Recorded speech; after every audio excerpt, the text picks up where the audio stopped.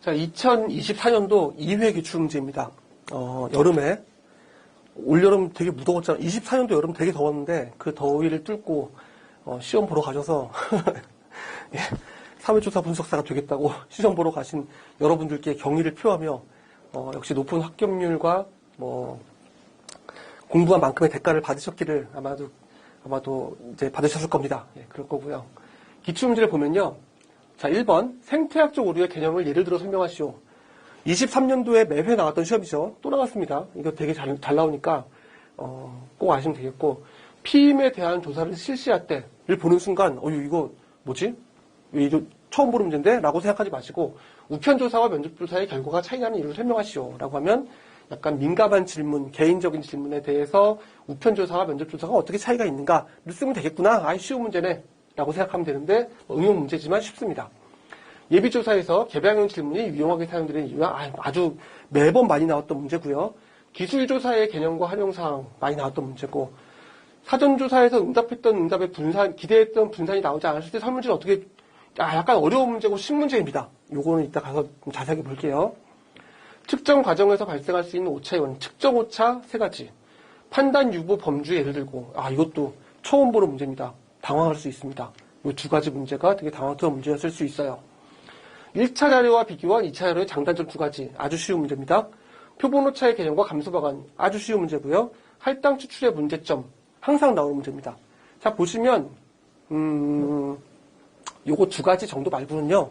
나머지는 다 맞출 수 있어야 되고, 기출문제로 계속 나왔던 거고, 불과 지금 23년도부터 24년도까지 중에서도 겹쳤던 문제들이에요, 전부 다. 그렇기 때문에 뻔한 문제, 아주 뻔한 문제니까 얘를 다 맞추고, 얘네들은 아는 대로 쓰고 지어내고 모르면 어쩔 수 없고 그렇게 가시면 됩니다. 하나씩 볼게요. 생태학적 오류의 개념을 예를 들어 설명하시오. 이거는 23년도에 1, 2, 3회에 똑같이 나왔잖아요. 넘어가겠습니다. 더 이상 설명하지 않을게요. 2023년도 1회나 2회 기출문제를 보십시오. 피임에 대한 조사를 실시할 때, 민감한 내용을 물어볼 때, 우편조사와 면접조사의 결과의 차이 나는 이유를 설명하시오. 당신은 성생활을 할 때 피임을 하시나요? 라고 얼굴에 대놓고 물어보면은, 답을 하겠습니까? 이게 상당히 민망한 질문이잖아요? 그렇기 때문에, 이건 이제 면접조사에서 하기에는 그다지 이렇게, 적합한 질문은 아닌 거죠. 우편조사로 해야 되는 거죠. 보시면, 사생활에 관련된 질문이므로 일반적으로 대면 상황에서 자신의 의견을 솔직하게 응답하기 어렵습니다. 피임에 대한 의견뿐만 아니라 제가 수업 시간에 예시로 들었던 거는 당신은 용변을 본 후에 손을 씻습니까? 이런 거였잖아요. 손을 안 씻는다 그러면 창피하잖아요. 그러니까 대면 면접에서 저는 손을 안 씻는데요? 라고 답을 잘 안 한단 말이에요. 그래서 피상적 의견이나 사회적으로 바람직하다고 여겨지는 의견을 내놓을 여지가 많이 있습니다. 반면에 우편조사는 익명성이 보장이 되는 거죠. 면접관을 눈에 보지 않고 내가 누군지도 알 수 없고, 그리고 충분한 시간을 들여서 한번 생각을 해보면서 그냥 중요한 연구라고 하니까 내가 답을 해주지? 라고 할 수 있기 때문에 좀 더 솔직한 의견을 내놓을 가능성이 있다. 가능성이 있답니다. 항상 그렇다가 아니라 상식적으로 판단했을 때 우리가 이해할 수 있는 내용입니다. 예비조사에서 개방형 질문이 유용하게 사용되는 경우와 본조사에서 어떻게 활용할 수 있는지 서술하시오. 자, 예비조사 하면 떠오르는 다른 조사가 있죠. 사전조사. 항상 비교해서 생각하라 그랬죠. 예비조사는 본조사가 시작되기 전에 내가 어떤 거를 연구할지 명확히 하고 가설을 설정하고 이렇게 내 연구 과제를 명확하게 하기 위한 게 예비조사. 사전조사는 질문지까지 다 개발해놓고 그 조사 질문지가 제대로 됐는지를 평가하는 게 사전조사. 예비조사 또는 사전조사 이런 것들은 거의 매 시험에 이것도 한 번씩 되게 자주 나옵니다. 자주 나오기 때문에 알아야 되고요. 자, 예비조사에서 내가 뭘 모르는지 모르는데 폐쇄형 질문, 객관식 질문을 활용할 수 있겠습니까? 그리고 새로운 아이디어나 뭔가 내가 미처 몰랐던 거를 알기 위해서 질문을 하려면 전문가 인터뷰 이런 걸 해야 되는데 개방형 질문을 해야 할 거잖아요. 그래서 그런 것들이 사용되는 이유 1번, 그 다음에 2번 그게 본조사에서 어떻게 활용될 수 있는지 서술하시오. 볼게요. 개방형 질문은 조사자가 선택 가능한 질문을 주고 객관식이 아닌 자유롭게 표현하는 비정형적 질문이다. 즉 주관식이다. 그래서 가설 설정, 연구 문제 확정을 위해서 구체화하고 문제를 정의하는 과정이다. 이때는 연구자가 오타 미처 생각하지 못했던 다양한 인사이트를 발굴해야 하고 응답 유형에서 내가 이 연구에 대해서 아는 바가 없으니까 연구를 해야 될 거잖아요. 아무것도 모르는 사람이 와가지고 전문가한테 가서 내가 이 연구 하려는데 1번 이 연구는 무엇입니까? 뭐 이렇게 물어볼 수 없잖아요. 그냥 허심탄회하게 제발 저에게 가르침을 주십시오. 이렇게 물어보는 거기 때문에 유용하게 활용합니다. 근데 이 주관식 질문은 예비조사뿐만 아니라 본조사에서 또한 유용하게 활용될 수 있죠. 어떻게 돼요? 폐쇄형 질문은 전체적인 진짜 생각을 물어본다든가 깊은 내용을 알 수가 없다든가 내가 미처 생각하지 못했던 범주를 포함할 수 없는 반면에 개방형 질문은 다양한 의견을 담을 수 있고 그다음에 표준화된 설문지에서도 특정한 문제를 좀 더 깊이 알고자 하고 당신은 우리 제품을 왜 선택하지 않습니까? 1. 디자인이 안 좋아서 2. 가격이 비싸서 3. 품질이 좋아서 등등등이 있는데 그 말고도 내가 미처 생각하지 못한 게 있을 수도 있잖아요. 뭐가 있을까요? 광고가 마음에 안 들어서 이럴 수 있습니다. 그런 건 내가 전혀 고려하지 못했던 것들을 이런 개방형 질문을 통해서 알 수가 있기 때문에 개방형 질문을 본조사에서도 활용을 합니다. 이거는 이제 암기라든지 이런 것보다는 우리 이 사회조사 분석사 과목을 계속 공부하다 보면은 좀 자연적으로 습득이 되는 그런 지식입니다. 그래서 좀 우리 것들을 폭넓게, 우리 교재를 폭넓게 공부를 학습을 하시면은 어렵지 않게 풀 수 있는 문제고 자주 나오는 문제고요. 기술조사의 개념과 활용 상황, 이것도 되게 많이 나오죠. 탐기설, 탐색적 조사, 기술적 조사, 설명적 조사. 설명적 조사는 인과관계 조사.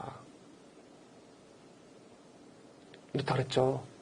기술조사는 데이터를 쭉 모아가지고 인구주택 총조사를 했다 치면은 인구 몇 명, 몇 살 사람은 몇 명, 남성 몇 명, 여성 몇 명, 이런 거 있잖아요. 그런 것들을 쭉 조사한 게 이제 있는 그대로 보여주는 거. 그래서 빈도, 크기, 비율 등을 파악하는 조사이다. 그래서 가계조사, 물가조사, 실업자 수 실태조사인 거고 이 기술조사를 활용해서 그렇다면은 실업자는 왜 늘었는가? 그렇다면 물가는 저번 달 대비 이번 달 왜 높아졌는가? 라는 거를 연구하는 것이 설명적 조사인 거겠죠.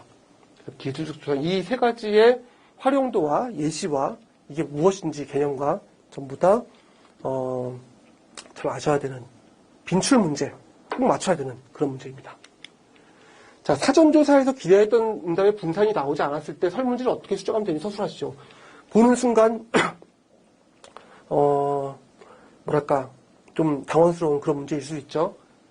응답했던 분산이 나오지 않은 게 무슨 말이에요? 예를 들어서, 매우 좋음, 보통, 나쁨, 매우 나쁨. 이렇게 있는데, 문제가 뭐냐면은, 우리 회사의 그 광고를 보고, 우리 제품에 대한 이미지가 어떻습니까? 라고 했는데, 사람들이 전부 보통에만 찍은 거예요. 전부. 막 보통에만 찍은 이런 상황입니다. 그러면 나는 생각에, 우리 광고를 보고 매우 좋은 사람도 있고, 나쁜 사람도 있고, 여러 가지가 있을 줄 알았는데, 사람들이 다 보통에만 찍었네? 이유가 뭘까? 그랬을 때 설문지를 어떻게 수정하면 될까라는 거에 대한 질문입니다. 이렇게 질문만 이해하면은 그다음부터 문제는 좀 풀기 쉽지 않습니까? 왜 사람들은 보통에만 찍었겠습니까? 첫 번째, 설문지 자체가 구체적이지 않아서 그럴 수 있습니다. 도대체 뭘 묻는지도 모르겠고 얘가 왜 이런 질문을 하는지도 모르겠고 했을 때에 내가 우리 광고에 대한 이미지가 어떻습니까? 라고 하면 보통일 수가 있는데 좀 더 구체적으로 쓸 수가 있겠죠. 우리 광고는 우리 광고를 통해서 우리 제품에 대한 호감도가 얼마큼 올라갔습니까? 많이 올라갔다, 적게 올라갔다, 이렇게 이런 식으로 좀 더 구체적으로 내가 알고 싶은 걸 구체적으로 질문을 해야 되는 거고요. 그래서 설문지를 이해하고 싶고 명확하게 작성하는 게 있고 설문지의 응답지가 5점 척도로 되어 있다면 7점 척도로 세분화해 볼 수가 있겠죠. 매우 좋은, 1점부터 7점까지 주십시오 하면 3점에만 있는 게 아니라 2점, 4점, 5점 이런 데에 찍을 수 있으니까 이 분산을 조금 더 넓힐 수 있겠죠. 매우 그렇지 않다부터 매우 그렇다로 분류했다면 응답자의 내용에 좀 더 적합하게 바꾸는 방법이 있습니다. 이게 사람들이 설문지를 만들 때 그냥 컨트롤 C, 컨트롤 V를 하는 거죠. 매우 좋은, 매우 나쁨. 그래서 우리 회사의 이미지는 그 광고는 어떻습니까? 매우 좋은, 매우 나쁨. 광고가 좋고 나쁠 수도 있겠지만 더 인상 깊을 수 있고 내지는 더 기억에 남을 수 있고 뭐 이럴 수 있잖아요. 그런 내용으로 바꾼다면은 사람들이 좀 더 넓은 이렇게 의견을 줄 수가 있겠죠. 예를 들어 서비스 직원을 평가하는 것이라면 양극단에 매우 적극적으로 돕는다, 불친절하다 이런 식으로 놓는 방법이 있는데 우리 회사의 서비스는 어떻습니까? 우리 식당의 서비스는 어떻습니까? 뭐 매우 좋음부터 매우 나쁨까지 하는 것보다 매우 적극적으로 돕는다, 뭐 이런 식으로 좀 그 표현을 적합하게 맞춘다면은 사람들이 다양한 의견을 줄 수가 있겠죠. 기대했던 응답의 분산이 나오지 않는 거는 이런 거고요. 또 하나는요, 그냥 원래 그럴 수도 있어요. 사람들이 우리 제품에 대한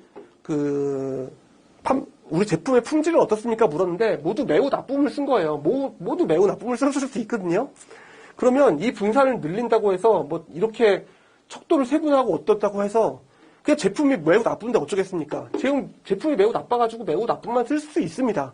그런 경우도 사실 여기에 답안지에 들어갈 수가 있겠죠. 원래 기대했던 응답인데 그 기대가 잘못된 거였다. 그 기대가 잘못된 거였고 우리 제품은 그냥 매우 나쁘기 때문에 사람들이 모두가 매우 나쁨을 썼던 거다. 이렇게 이제 서술할 수도 있는데 그게 답안지로 적절한지는 모르겠습니다. 근데 제 생각에 그렇게 써도 답안지로 답이 인정이 될 것 같아요. 왜냐하면 있을 수 있는 일이잖아요. 그러니까 분산이 잘못된 게 설문지 자체가 잘못됐을 수도 있으나 내 기대가 잘못됐을 수도 있다라는 것도 답안지의 하나의 답안으로 쓸 수도 있다. 자, 측정 오차 세 가지, 측정 오차의 원인을 세 가지 쓰시오. 측정 오차의 가장 대표적인 원인, 척도가 잘못되어서, 요거는 우리가 알고 있어야죠. 그래서 체계적 오차가 있을 수 있다. 설문 문항이 잘못되어서 응답자가 설문을 잘못할 수도 있고, 뭐 면접자가 잘못되어가지고 계속 잘못 측정할 수도 있고, 그래서 측정 오차의 가장 큰 원인 세 가지 중에 첫 번째는 척도가 잘못되어서, 두 번째는 표본이 충분하지 못하거나 무작위로 선정되지 않아서, 뭐 이것도 있을 수 있겠죠. 또 측정의 방법, 상황에 따라 결과가 다르게 나타나는 오류가 발생할 수 있다. 요건데 이것도 막상 쓰려고 보면은 이렇게 보면 쉽잖아요. 되게 쉬운 내용이거든요. 측정 오차의 발생 원인 세 가지 쉬운데 막상 생각이 나지 않을 수 있습니다. 그럴 때는 이렇게 해야 되죠.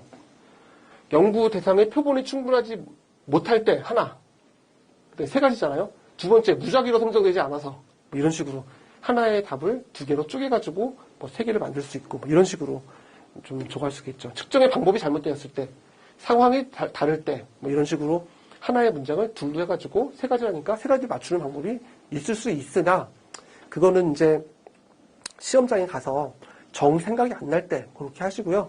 여러분들 학습을 하실 때는 충분히 전부 다 학습을 하셔야 하는 거고, 뭐 아주 나이스하게 외우지 못했다고 하더라도요, 아주 클리어하게 외우지 못했다고 하더라도 몇 번 읽어보면은 시험장에서 번뜩 생각이 날 수 있습니다. 그러니까 끝까지 포기하지 마시고 붙잡고 늘어지세요.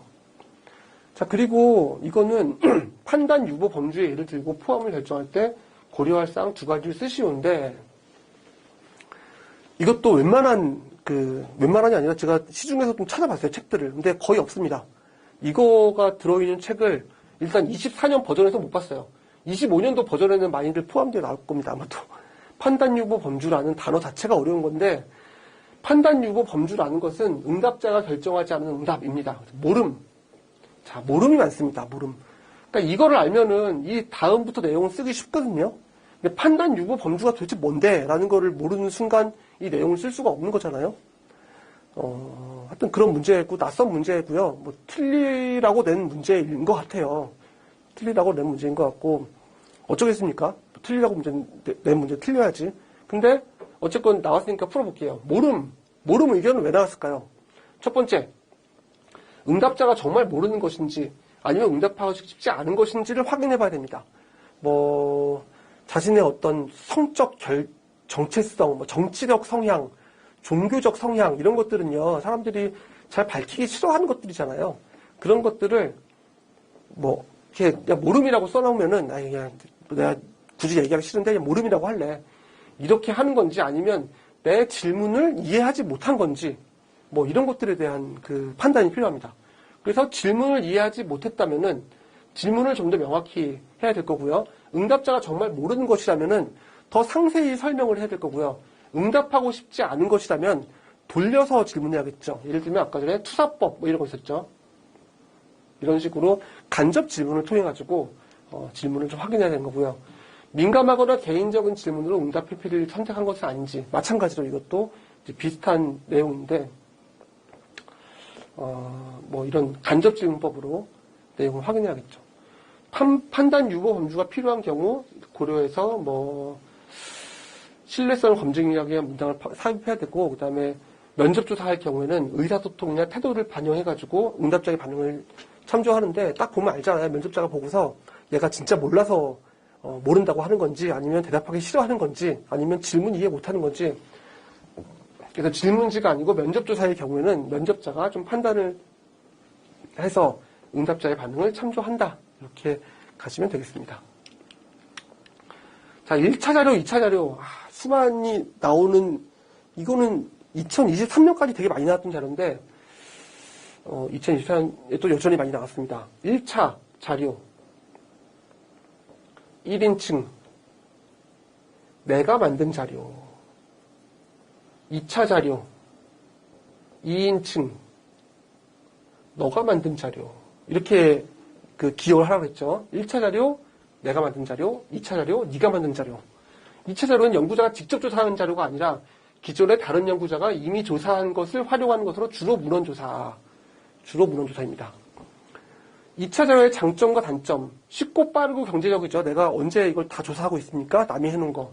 그리고 한번 검증이 되었을 거고요. 그리고 이 사람이 예전에 했던 거니까 내가 똑같이 그거를 지금 와서 다시 한다고 하면은 종단 연구도 가능한 거고요. 그리고 뭐 조사나 실험이 불가능할 때 활용이 가능하고 연구 대상에게 영향을 미치지 않고 자료 수집이 가능한 거고 뭐 그런 거죠. 조선시대의 노비들의 삶을 조사하는데 내가 조사할 수 있습니까? 조사 불가능하죠. 그러면 조선시대 노비들의 삶을 이제 작성해 놓은 문헌 조사를 해야만 하는 경우가 있겠죠. 그런 거. 그런 식으로 할 때 활용을 하고요. 단점은 내가 조사하고자 하는 목적에 정확히 부합하는 자료가 아닐 수도 있고요. 그 다음에 내가 그 연구 조건을 정확히 통제하는 것도 안 되고, 그리고 예전의 연구기 때문에 예전에 그 시점의 자료인 거에 대한 한계가 있다. 그래서 장점과 단점을 쭉 보시면 되겠습니다. 맞춰야 되는 문제입니다. 이것도 여러분들 지금 보시고 1차 자료가 뭐지, 2차 자료가 뭐지 라고 하신 분들은 필기 시험을 운으로 붙으신 분일 거예요, 아마도. 그래서 이거 지금 모르시면은 이 정도는 충분히 다 학습을 하셔야 되고 어렵지 않은 내용이죠. 1차 자료, 내가 만든 자료, 뭐 장점, 단점 한 번만 읽어보면은 떠올리는데 어렵지 않은 자료입니다. 표본 오차의 개념과 감소 방안을 쓰시오. 표본 오차는 표본이 모집단을 100% 대표하지 않음으로써 발생하는 오차로 표본조사에서는 무조건 발생을 하죠. 표본조사에서는 표본류가 발생하지 않을 수 없습니다. 표본 크기가 커질수록 오차가 감소해서 이론적으로 표본 크기가 모집단과 동일하게 되면은 오차는 빵이 됩니다. 그죠? 그리고 표본 크기가 감소할수록 표본 오차는 커지고요. 감소 방안, 표본의 크기를 크게 한다. 첫 번째 방안이고, 그 다음에 확률 표본 추출 방법을 사용해가지고, 뭐, 랜덤하게, 그러니까 무작위하게, 뭐 하고 뭐 있잖아요. 이런 것들을 활용하면은 표본 오차를 감소할 수 있다. 아주 쉬운 문제입니다. 자, 비표본 오차는 어떻게 감소하죠? 비표본 오차는 뭐냐면은, 뭐, 측정을 잘못해서, 조사를 잘못해서, 그 다음에 뭐, 오타를 치고, 뭐, 오입력하고 이런 것들이죠. 그런 것들은 조사원을 철저히 교육시킨다든지, 뭐, 조사 상황을 잘 통제한다든지, 이런 식으로 해가지고 감소시킬 수 있다. 그게 두 가지가 되겠죠. 자, 쉬운 문제입니다. 이런 문제는 쉬운 문제예요, 여러분들. 이런 문제 놓치면 절대 안 돼요. 할당 추출의 문제점을 설명하시오.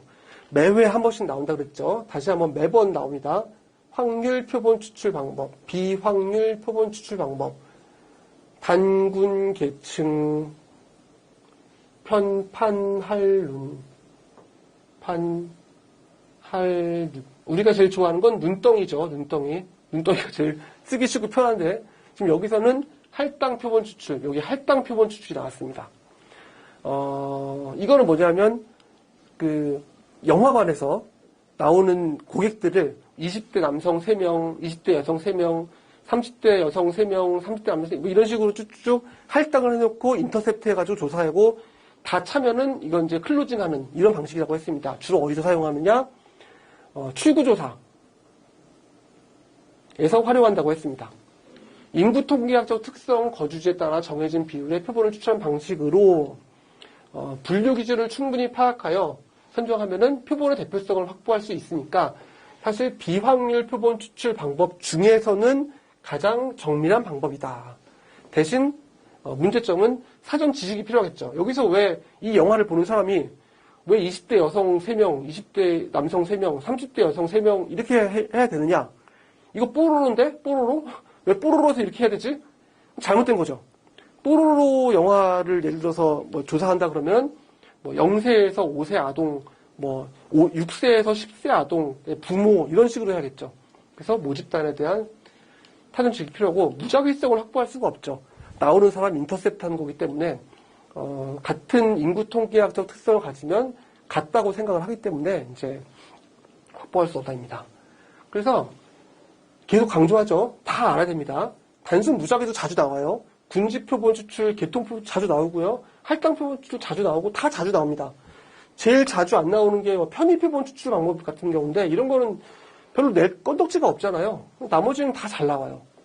이것도 뭐 알아야죠. 그래서 이것들을 방법과 장단점과 다 알아야 되고 혹시 모르겠으면 비확률 표본 추출 방법의 단점, 뭐 문제점을 쓰면 되고 이런 식으로 쓰시면 되는 거를 계속 강조드렸습니다. 지금 기출문제마다 한 번씩 나오기 때문에 계속 강조드렸기 때문에 여러분들이 충분히 아셨을 거라고 믿습니다.